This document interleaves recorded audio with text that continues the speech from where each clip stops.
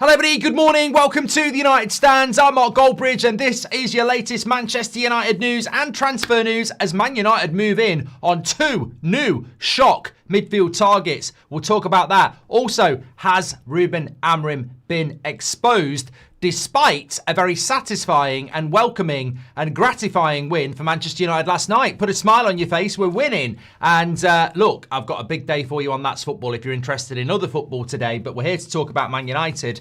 And look, just picking up on a few things. We will start off about Amorim before we talk about James Garner and the other midfielder that we've been linked to quite strongly overnight. What are your thoughts on that? I think it feeds in perfectly with what I was talking about before the Villa game. I think it was after the Bournemouth game when we drew 4-4. I said if you put James Garner and Palhinha in our midfield and play a midfield two with discipline and composure, we'll be a better team. Did we not see that in the first half yesterday with Ugarte and Casemiro? So, you know, I mean, we're almost like it's almost like Amorim's having to back down, and I think this is the problem. You know, Shahin says in the chat, Nimish in the chat says Ruben's body language during post-match looked defeated, same as Grimsby. He's lost his philosophy to the owners and the players, which I think is an interesting take from Nimish. Frank also saying there, what's to get excited about? We've seen what we want, but as soon as he gets Bruno and the other players back, he'll go back to a 3-4-3.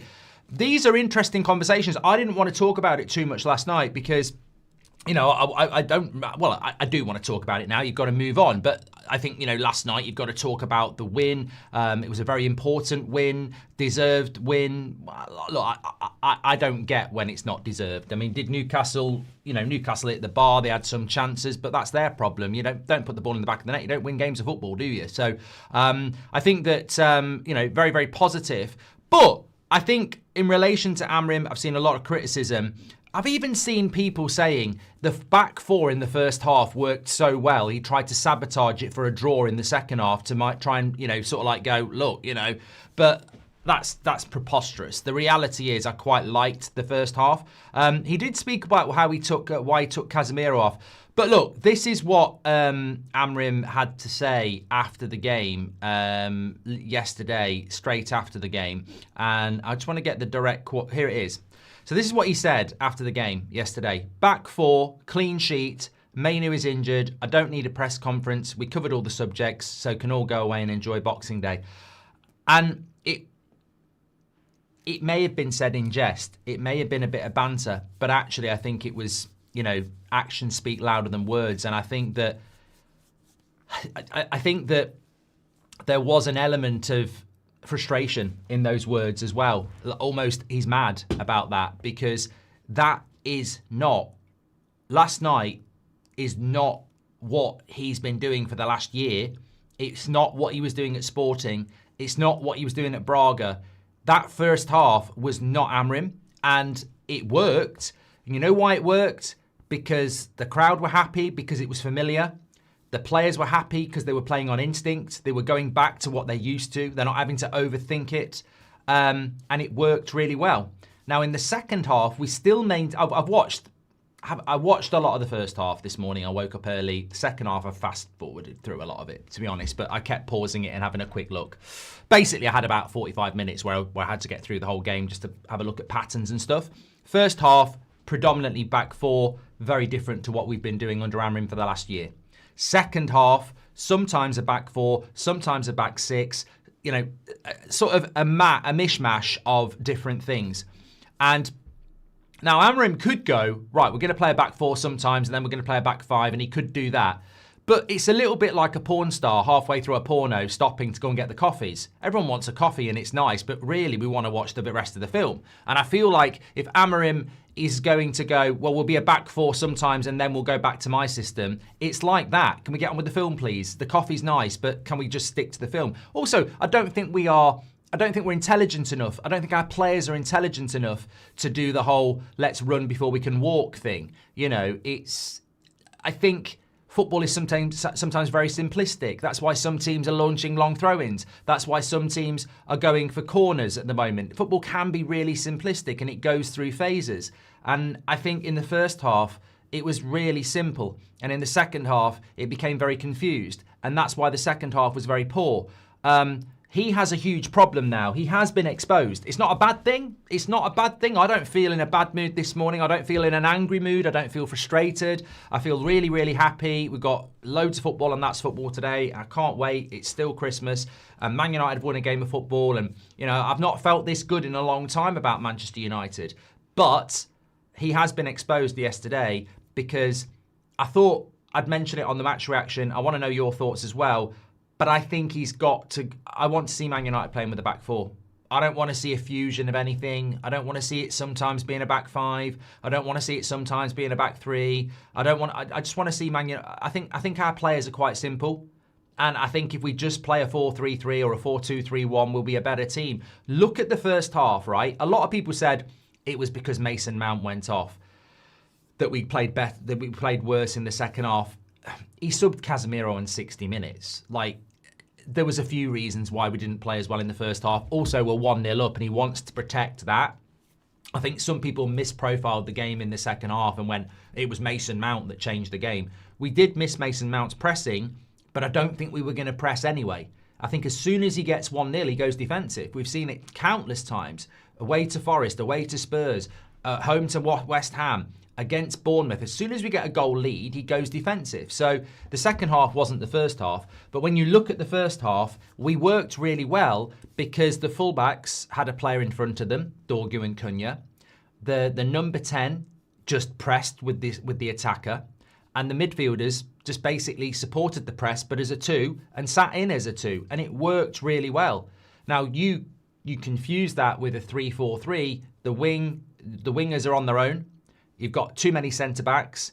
You've got a midfield 2 that has to be part of the press as well. You've got two number 10s who sort of get lost in each other's role. And the striker who sort of gets lost because there's 2 number 10s dropping where he wants to go. I think the system in the first half worked really well. You've got 2 wide attackers who can tuck in if they want. You've got 2 holding midfielders who can push forward if they want. You've got 1 number 10 supporting 1 striker.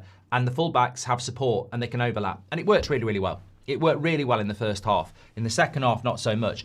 But I think Amorim has made a rod for his own back. I really do. And I want to get into the comments on this morning. We're going to go to the bit of the transfer news in a minute, and then we'll come back to this. But I want to just say this.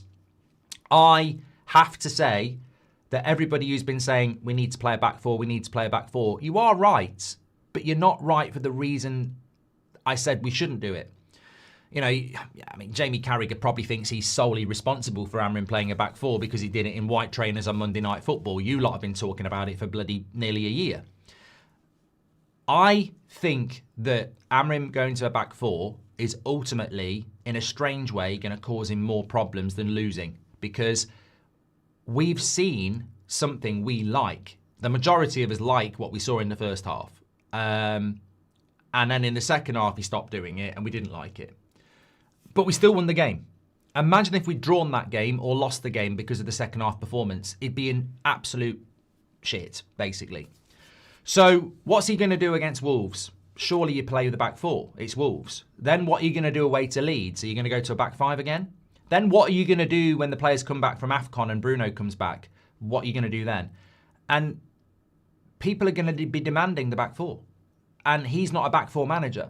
So what I was always saying is, he's not a back four manager. He was brought in because of what he did at Sporting, which wasn't a back four. Ineos have completely misprofiled him and not supported him. I feel sorry for Amorim because a year in, he is now basically having to copy Ten Hag and Ollie to keep his job. But because he shouldn't have done it. He should have stuck to what he was all about. He should have stuck to his principles. The Pope's not going to change me and all that. But he's changed it. And he can say he's changing it because it's the month of the AFCON and then he's going to go back to it. That's the worst thing you can do in a word. That's the worst thing. It's like your mum changing Christmas dinner for one Christmas and it's better than every other year and then she goes back. Everyone's like, fucking hell, last year was like, you know. So I think that he can't get away with, I'm only playing a back four for a month because we're all going to want it. And that's why I was very against him going to a back four because I was like, I know what'll happen when he does it.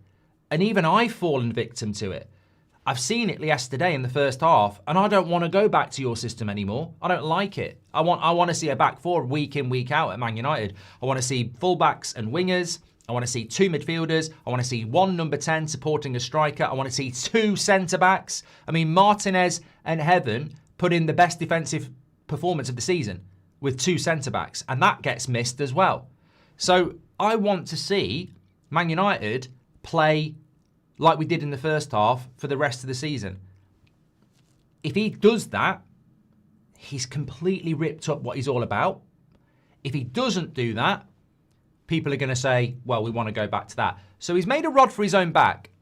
But on a positive, I just think we've got to stick with a back four now and be a back four team. It's who we are. It's what we've always been.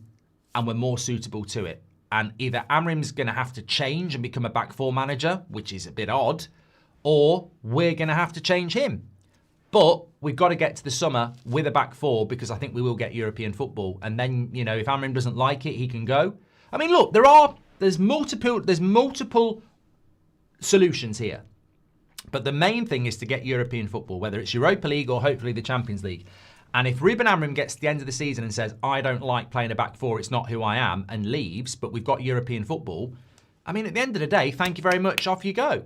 If he gets to the end of the season with the back four and says, I actually quite like the back four, I'm going to abandon it, then you keep him. But I think we've got to do what's best for the team. And what struck me a little bit with Amorim's comments after the game, talking about there's no press conference, you've got your back four, you've got your clean sheet, you can't talk about Manu. It felt a little bit like he was frustrated, even though that's probably the most... That first 45 minutes is probably the best vision I've seen of Amorim in a year. The best version of Amorim I've seen in a year, but I don't think he likes it. I think we like it, and I don't think he does. As for Bruno Fernandes, a lot of people are talking about Bruno. I want to talk about Bruno in a little bit as to whether, like, some people think we're a better team without Bruno based on 90 minutes against Newcastle. You're basically judging it on 45 minutes because only the first half was decent. The second half was crap. You know, with or without Bruno, it's crap. So the first half, it's too much of a small profile. But there's pros and cons about that. Let me get into a bit of news and get into some of your comments. I'm going to do some of your comments first, but we've got to talk about James Garner and this other midfielder. Very exciting news overnight.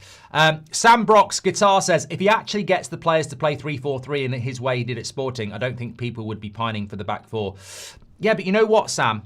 I don't know whether anyone else is with me. This was like an epiphany, a Christmas epiphany, watching that first half. I've heard everyone going on about the back four, and I've been very comfortable that Amorim is not a back four manager. He's a 3-4-3, and he must do it. But seeing that back four yesterday, 2 centre-backs, wingers supporting full-backs, 1 number 10, 2 midfielders who actually know what they're doing, I want that. I want that.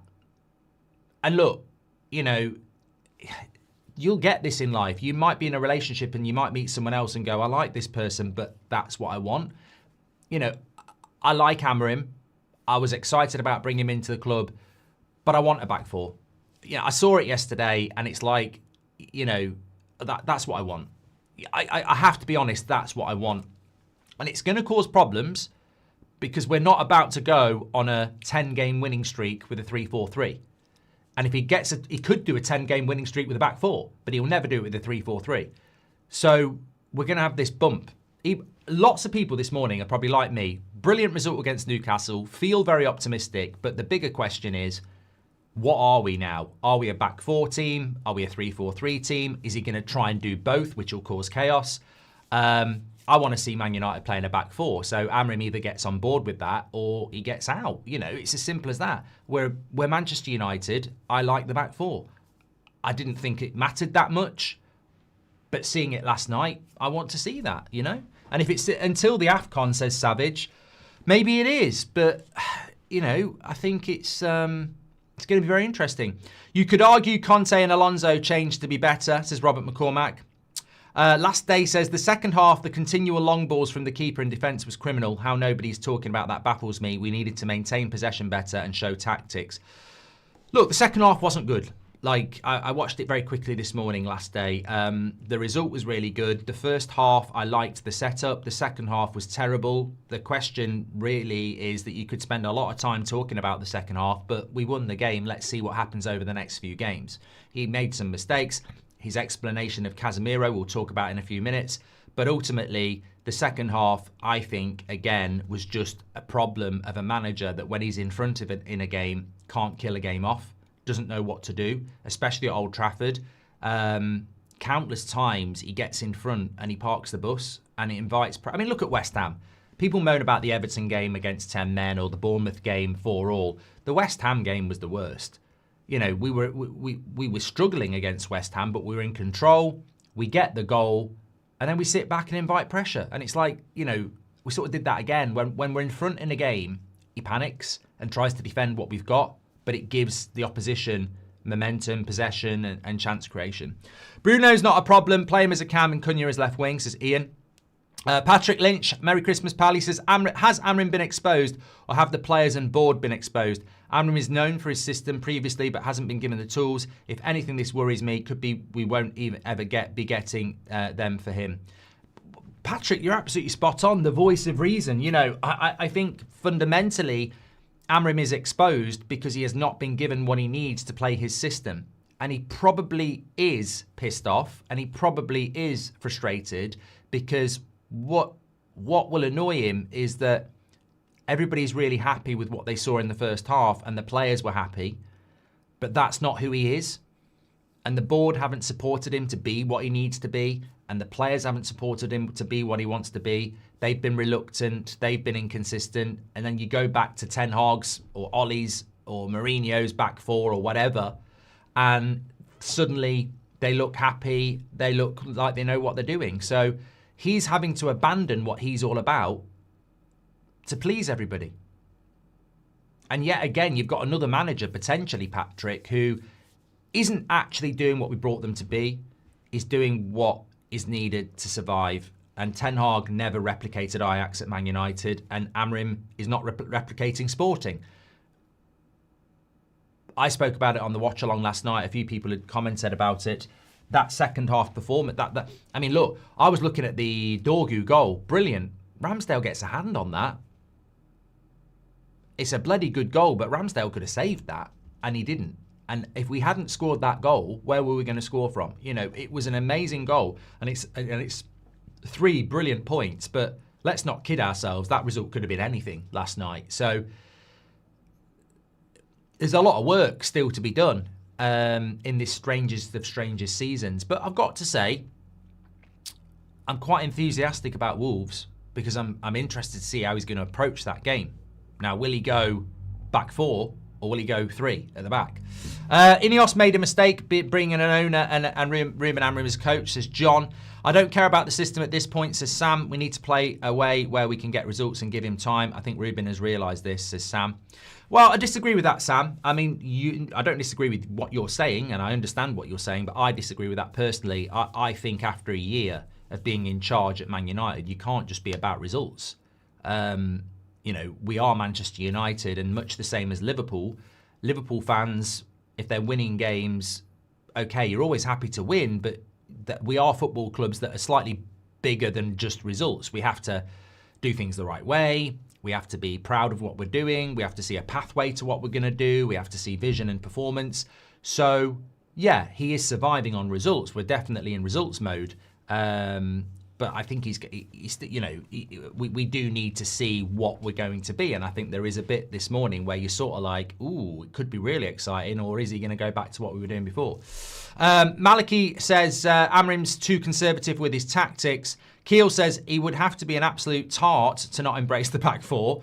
I've not heard anyone be called a tart for a while, but respect that he did it. It just makes sense. It's about how long he's going to do it for, Keel, isn't he? Is he going to stick with this, which I think he has to, or is he going to go back to what he was before?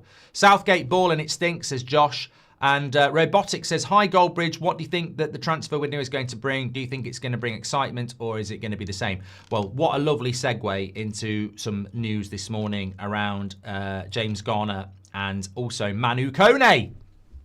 We'll talk about him in a minute.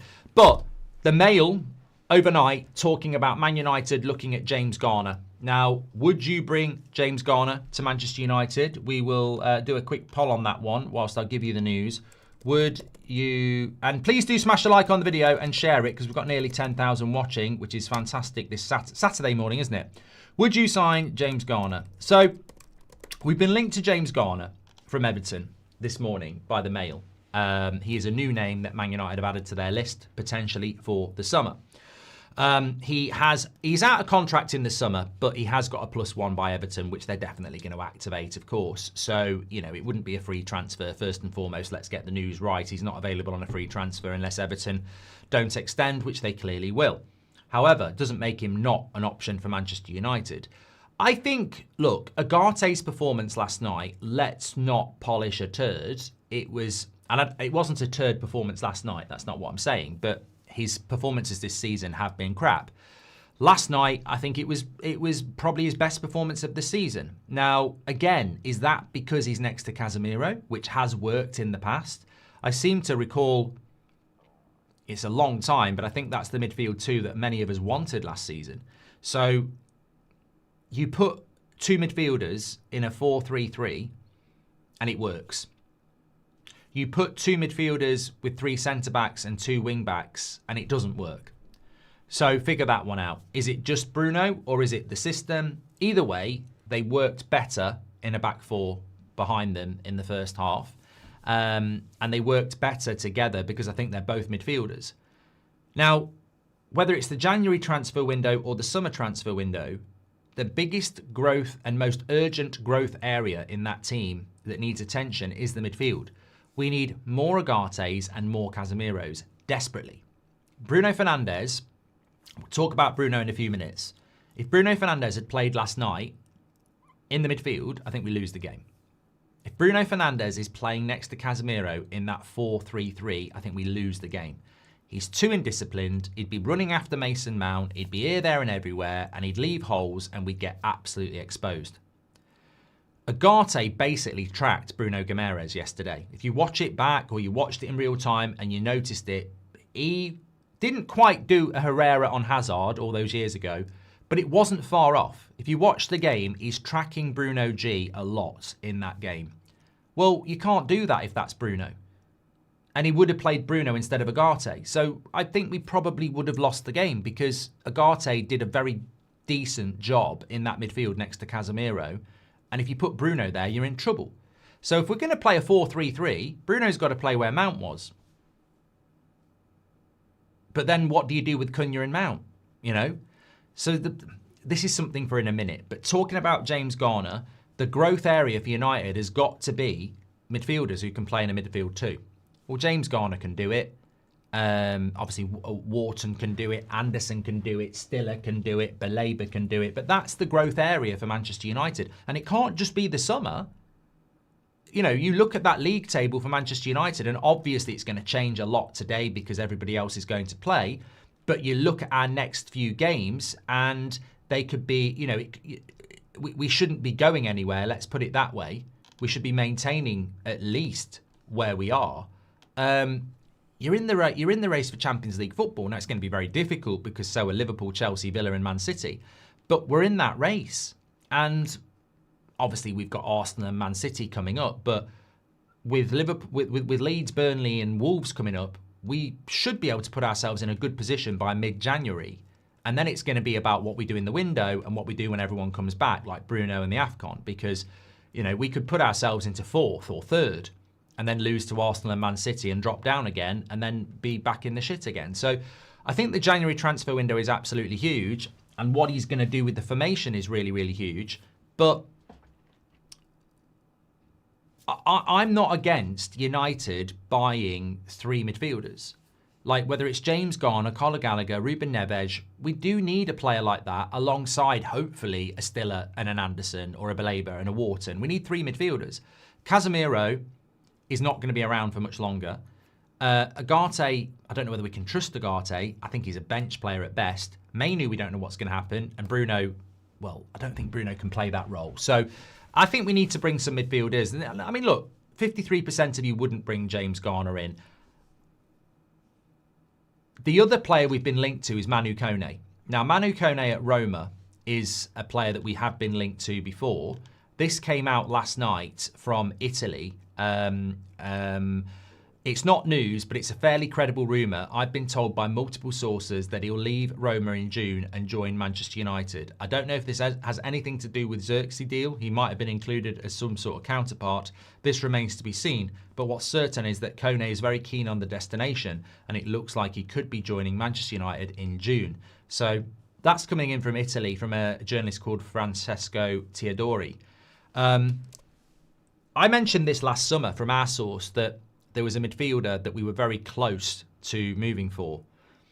And I mentioned it, and then I told you the name in October that it was Manu Kone. So I know for a fact that Manu Kone is a name we've been mentioning on this channel for about 12 months. Not 12 months, 8 months. So I know the club like him.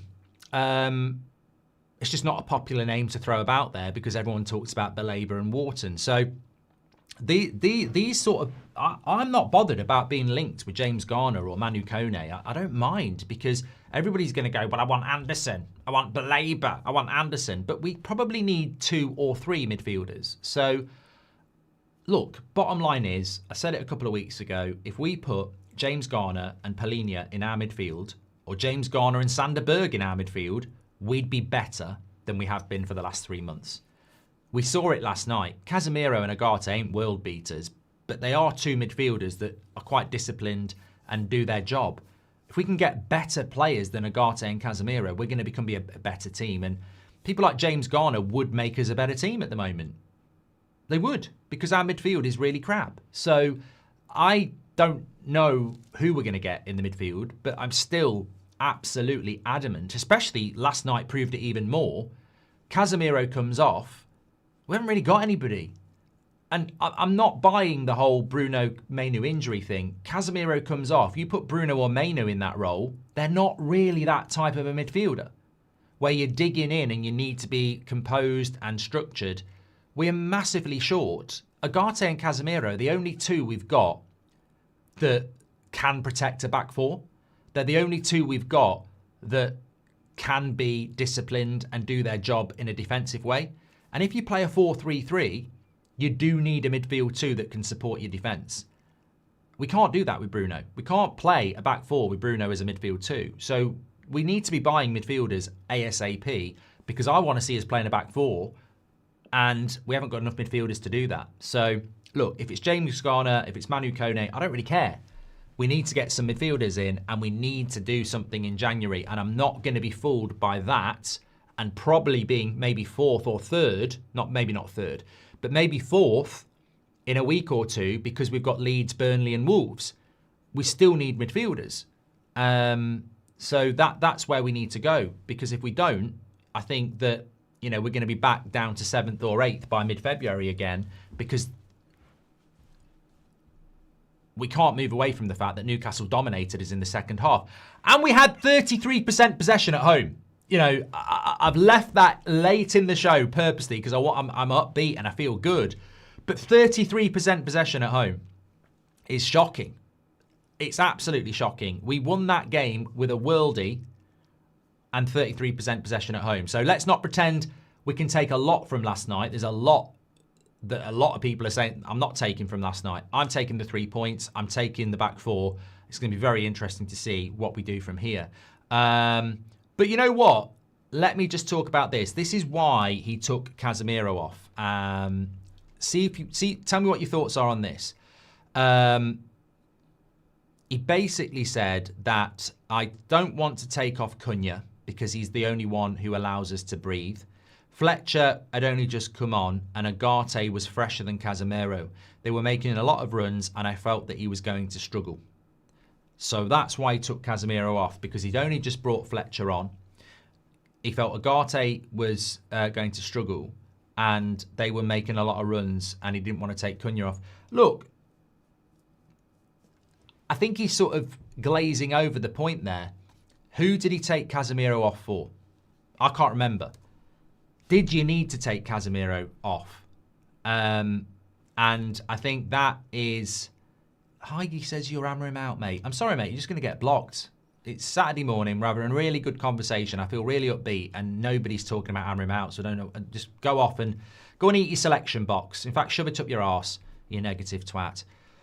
I can't be asked for that. At what point in the last half an hour have we not been upbeat and you know, hoping that we're going to start playing a back four? You know, strange. Yeah, I can't remember who he brought. Casemiro was for Yoro, apparently. Look, I thought the Casemiro substitution was strange because he likes Casemiro, and I didn't feel that Casemiro was having any problems. But you know what I think it was? I think he wanted to go back to the back five. I don't think it was about taking Kone off or Agate off or Fletcher. I think he wanted to go back to the back five out of possession. And to do that, he needed to bring another defender on because at that point, his only defenders was a back four. So I think he wanted to get another defender on. So that's why he took Casemiro off. I don't think it was anything to do with Kone or Fletcher or Agate. I think he wanted to go to the back five. I hope Bruno is a write-off and gone this year, says John. 4-3-3 has always been Man United's genetics. I like Kone and Mount. Our future can bring more wingers and needs left back. Look, the Bruno conversation we'll probably get more into at 8 o'clock tonight on the 8 o'clock show. What I would say is, what an amazing achievement to win a game without somebody that Amorim's can't shut up about, you know, all week, without Bruno.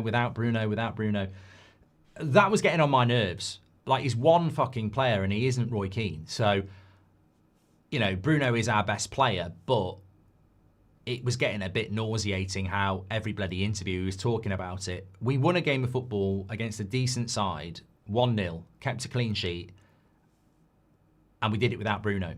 And we didn't play particularly well in the second half, but we showed character and we showed determination, which is apparently what your captain's there for. So I don't think we missed Bruno yesterday. I really don't. In fact, you could argue that we might have lost with Bruno in the midfield because he wouldn't have been able to do what Agate did. But it's not the end for Bruno. I don't think like going to a back four would be the end for Bruno. You just have to play him as the 10 where Mount played in the first half. But you cannot play a back four, and I think even Amorim knows this. You cannot, when Bruno comes back in the midfield, put Bruno next to Casemiro and play a back four. That can't happen. Because the reason you can play Bruno in the midfield, and I don't think you can really, but the reason he does it is because he's got 3 centre-backs behind him. And his theory is, I've got an extra defender to support the fact that Bruno's not very good defensively. If you go to a back four, Martinez and Heaven are going to get absolutely overrun with Bruno as one of the protectors. So you can't play Bruno as a midfielder in a back four. So if we're going to, and this is probably why we won't stick with the back four, because if you're not going to play Bruno in the midfield in a back four, you've got to play him as the 10. But then that means you've got to drop Kone or Mount because you're going to be playing Ahmad and Mbeumo as your wingers. So Bruno can play in a back four.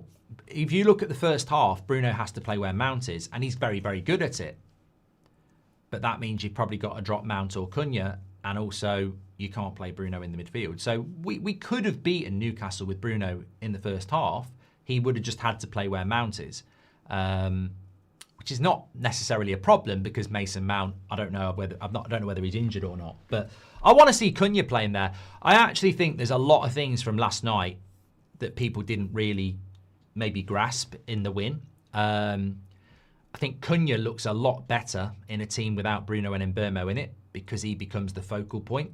And I think when you've got Bruno and Mbeumo in there, you're sharing the load a little bit. And I thought Mbeumo was Mason Mount gets the presses well, gets the ball and gives it to better players.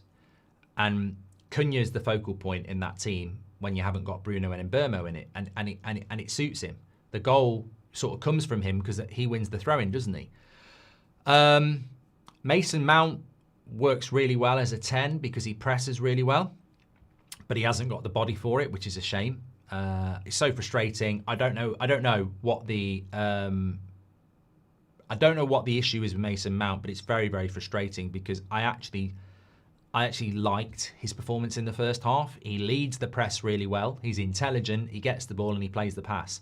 He's exactly what you want in that role, but I just don't think we can count on him, which is such a shame. And I've not heard anything on the injury. I wish it was tactical, but I don't think it was. I don't think Sesko was as bad as people think.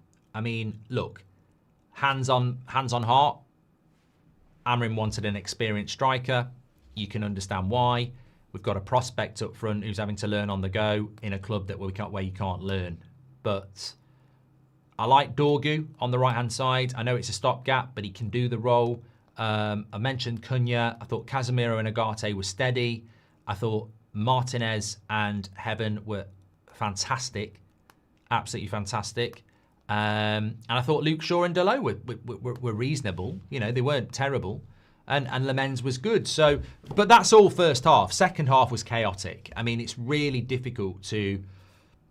You're watching two games of football. The first half, you can find so many positives. And mainly it's the back four and having a midfield that's disciplined. The second half, it's really difficult. It's so chaotic. Like, I was having an argument with somebody that we've gone back to a back five, but then you look at it, it was a back six. At times it was a back six. So the second half was really confusing, but the first half was good. But I don't think he was trying to sabotage the first half on purpose, like some people are saying. I think that's incredible. Did you ever think that the goals and chances created will stop now with different formation? Club haven't supported him. Very sad, says Sticky Sausage. I think he'll be massively pissed off that the team got a clean sheet with a back four. You know, look, we're all, well, no, we're not all like this, but you know, when you have your principles and you have to abandon them and then you get proved right, it's not a nice feeling. Even though winning that game, he should be very proud of it because he was the manager. I think you could detect that in his press conference afterwards, that he felt there was an element of pissed off because what he's all about has been exposed by the fact that that's not what he's all about, and we got a clean sheet and we won. Delo seems like a netball player, better with the ball in hands than at his feet. Bloody useless, honest to God, he must go in the summer, says Lee. Brett has gifted a membership. You're a legend, mate. Thank you very much. And Rajaf says, I can't lie, this Euro versus Heaven competition for who's better is tantalising. Star boys pushing each other to new levels is what United is all about. Well, I don't like doing that, Rajaf, because I like Euro. But right now, Heaven is ahead. If I'm picking a team, Heaven's in it and Euro's not. So competition for places, I agree, is good. I don't like it when it becomes like Bruno versus Pogba, because I liked both players. I think when they play for Manchester United, I don't like, and it does happen, it's a modern phenomenon. I've seen it at Arsenal, I've seen it at Liverpool. It can become quite toxic. There's plenty of examples at Manchester United where it's two players pitted against each other and you feel like you've got a... Well, Delo Wan-Bissaka was one, wasn't it? There's plenty of others. I like the fact that we've got two players fighting each other for places, healthy competition. I don't want to be like, if he picks Euro, why is Heaven not playing or anything like that. We'd be insane to go to 4-4-2 and not have Bruno at 10, says Sam. Well, look, what we saw in the first half yesterday was a glimpse of what Man United can be. Full stop. No, I don't need to say without Amorim, without Bruno, whatever. That first half performance filled me with more joy than I've had in 12 months. It wasn't perfect. Newcastle actually had us on the ropes for 20 minutes, but it was competitive. It caused Newcastle's problems at times. It was a very equal game the first half, by the way, and we scored a worldie. It wasn't dominant, but I respect Newcastle as a good team. And to be fair, that's the first time we've played that system competitively. So it can only get better. I wouldn't expect it to be perfect, but you're playing a decent team and it was competitive. I liked it.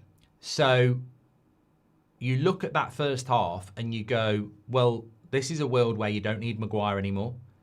You know, there's a world where we don't need Casemiro anymore. Bruno wasn't there either. I mean, is that not what... this is what I thought was going to happen in the summer. I thought that first 45 minutes against Newcastle yesterday was what we were going to get in the summer, a new Man United. I felt that first 45 minutes yesterday is the most optimistic I've felt in 12 months. I actually felt like this could be the start of something. You know, Mason Mount as the 10, Kone left, Dorgu right, Sesko up front, two midfielders that know what they're doing. You know, a back four. Obviously, I don't want Delo at right back. I don't want Agate in the midfield. I'm not really wanting Dorgu on the wing. There's still a lot of work. But when you buy players, I like to buy players knowing I've got a plan. I think at the moment we buy players and we don't have a plan. That first half to me was sort of like, that's who we are. Let's bring the players in for that. The problem we've got, and why I don't think he's going to stick with it, and this is going to be the debate, I don't think he's going to stick with it because how does he stick with it? He's got too many number 10s. He's got way too many number 10s for that system. He hasn't got enough wingers, and he's got too many centre-backs for a back two. So, and he hasn't got enough midfielders. So to play a 4-2-3-1 or whatever it is, he hasn't got enough wingers. He hasn't got enough midfielders. He's got too many number 10s and too many centre-backs. So this squad is sort of halfway to being built for Amorim and halfway towards a back four. I think we need to put the handbrake on and be a back four club. It just suits. Some clubs have a DNA, and you could sense it from the crowd. You can sense it from our live chat yesterday. That first 45 minutes, everybody sort of like took a deep breath like a dog when it's about to go to sleep and went, you know, it was something to build upon, but I'm not convinced we're going to keep it. I'm not convinced we're going to keep it. Andy Atherton says, I'm confused, I'm frustrated, one game, then happy the next. It's 3-4-3, 4-3-3, 6-3-1, 5-3-2. Then it's Martinez as a midfielder or Delo left wing back or right wing back, false nines, Bruno out of position, and I find myself Amorim in again, says Andy. Well, you'll probably find yourself Amorim out again in about 2 weeks when he goes back to the 3-4-3. And yeah, but look, I can't. All I can say is I felt optimistic about the first half and confused by the second half. I don't know. Ruben Amorim is probably the most conflicted person around our fan base at the moment because he's probably thinking, I've got to abandon who I am to please the fans and the players. Do I want to do that, or do I go back to what is frustrating the players and me? It's going to be really interesting the next few weeks. But if he wins games, it buys him time. Because if Newcastle had scored in the second half, the conversation this morning would be, why did you change what was working in the first half? So, look, as with United, it's always box office, isn't it? But look, overarchingly, we need to buy midfielder in January. Absolutely. Absolutely. Oliver, welcome to the Members Club. Thank you very much. Love that. Thank you for getting your badge in. J Path says, mixed emotions, ecstatic with the win, but uncertainty about the future. If Amorim stays back four when injuries are and AFCON come back, what will we do? Heaven over Delit, Ahmad left out. I want back four, but do we have too many cams and centre-backs? Thanks for your super chat. I think that's absolutely, that sentence is brilliant. It's absolutely how I feel, and I think it will resonate with a lot of people. Really happy with the win, really enthusiastic about the back four, but very concerned that he's not going to stick with it. He's not going to stick with it. He hasn't got the players for it, and it's not what he's all about. So it's intriguing, but I don't know. I don't know what he's going to do. It's amazing that you can win a game of football and not, normally, you think about Solskjaer, Ten Hag, Mourinho, when they're under pressure and they win, it's almost like, well, they're okay for a week. Amorim's won a game, and somehow he's won a game against, it's one of our best wins of the season, let's be honest. Newcastle are a good side. I know they're struggling, but I think they're a good side. He's had one of his best wins of the season, but he's created more questions than if we'd drawn the game. It's weird. John says, I like the back four as well, but how do we give playing time to all our centre-backs? I know we've got too many centre-backs to go to a centre. Look, I would play Martinez and Delit, but then you've got Yoro, Heaven, Shaw, Maguire. Where are they going to get minutes? We're not in Europe. So, and look, I haven't even spoken about this. I don't think Luke Shaw can play left-back. I think he can, but I don't think his body can. I think he was blowing out of his arse second half again. He was absolutely knackered. So we haven't really got... We're all right at right back. You can play Mazraoui. I mean, I actually think Mazraoui suits right back better than a... Here's a point for you. Who suits a 4-3-3 better than the 3-4-3? Lemens doesn't matter.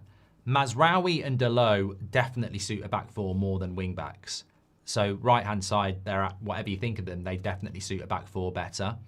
I think all of our centre-backs are better in a centre-back pairing. Delit, Martinez, Yoro, Heaven, Maguire. Maguire's better in a centre-back 3. He struggles in a back 4.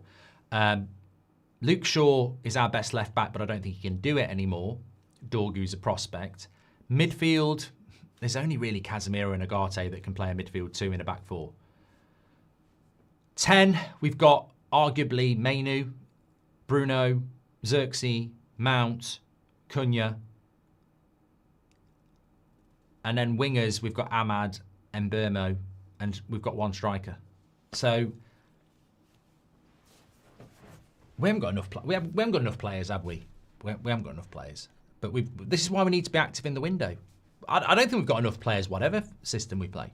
Where do you expect us to end in the table today, says Thinking Cap? I think Liverpool will beat Wolves, obviously, which will put us to 6th.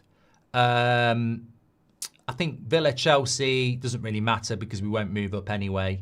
I think we'll be 6th, won't we? I've not really looked at it, but I'm not that bothered, though, because we've got Wolves next. So that's 3 points for us, whereas everybody else won't have Wolves. So I think Sunderland are playing tomorrow at home to Leeds. Palace have got Spurs. Brighton can't go above us anyway. But if you look at the Tuesday games, 3 points for us against Wolves. Villa play Arsenal. I mean, we could make some points on Villa. We could make 6 points on Villa if they lose to Chelsea today. And they lose to Villa, lose to Arsenal. Chelsea got Bournemouth on Tuesday. Who else is playing who's in the top? Liverpool play New Year's Day against Leeds.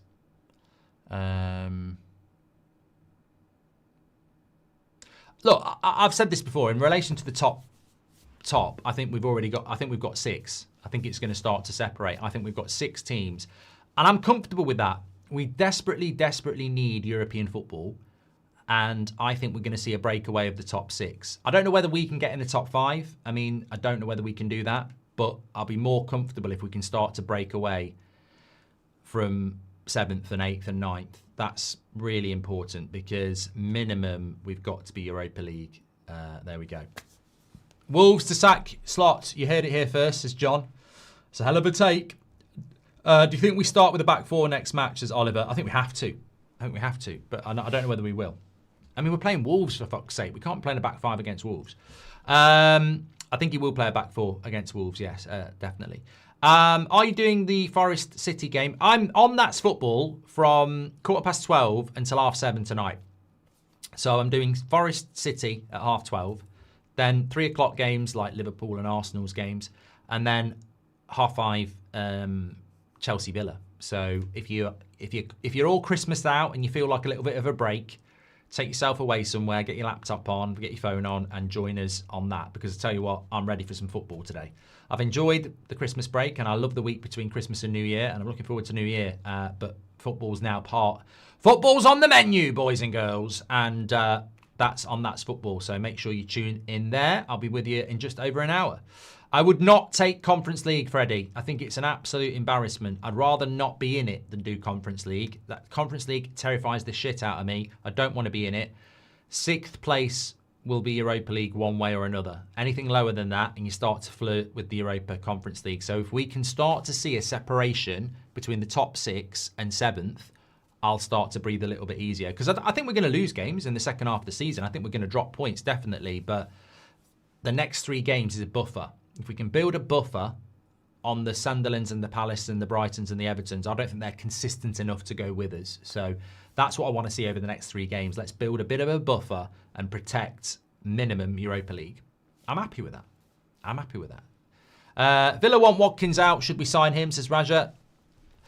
I don't know, Raja, about Watkins. I don't know. Anyway, thanks everybody for watching. Make sure you smash a like on the video. Ing says he's in the top 2% of viewers. Yeah, hopefully everybody's had their YouTube wrapped now. We have got an 8 o'clock show tonight. I'm looking forward to it, so tune in for that. I'm gonna watch some of the football, and then I'm gonna have a curry, and then I'm gonna be live at 8 o'clock. So thank you very much for watching. And I've got my Martinez jumper on today. Bloody deserves it. It was brilliant. You can get one of these from United Stand Shopify, by the way. It's always been one of our best sellers. Take care, everyone. Stay safe. Loved the show this morning. And what a nice feeling it is to be winning, but talking about optimism around a back four. I'm going to be chanting this now. I just want a back four. I want a back four. Just play a back four every week. Abandon what you're all about. Play a back four or get out. Simple as that. Take care. Speak to you in a bit.